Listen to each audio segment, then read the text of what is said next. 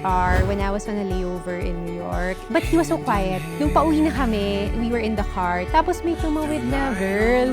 Eh nakaharang siya. Stop na yung pedestrian. Tapos kami na yung go. Tapos sabi ni JR, bilisan mo!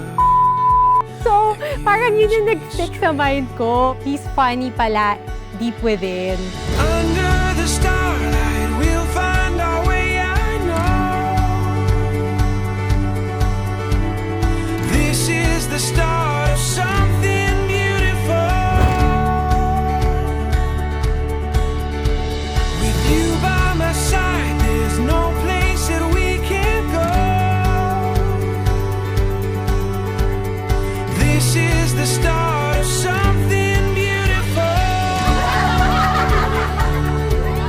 YM pa kami una talaga nag-communicate ni Pam sa Yahoo Messenger. Yak, Yahoo Messenger. Sabi ko, sino tong Bubbles. Tapos yung pala siya yun. Sige, aminin ko na. I was the one who really messaged her. LDR naging kami kasi he was in New York, I was in Dubai. Ganun. So don't look back, love, and don't you wait. Oh, hi!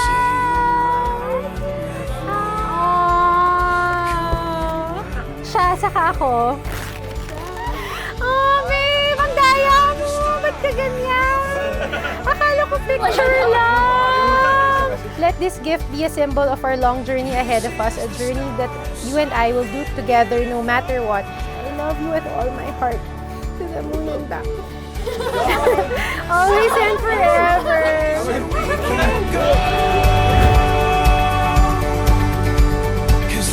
We planned this for so long, itong moment na to, and now we're living it na. It's gonna happen. So, siguro talagang lang, pure happiness lang.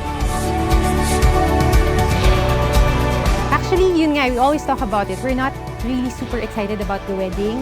We're more excited about our life after the wedding. Like, we get to sleep with each other na, like ganon, or we stay at the same house, cook, ganon, bahay-bahayan.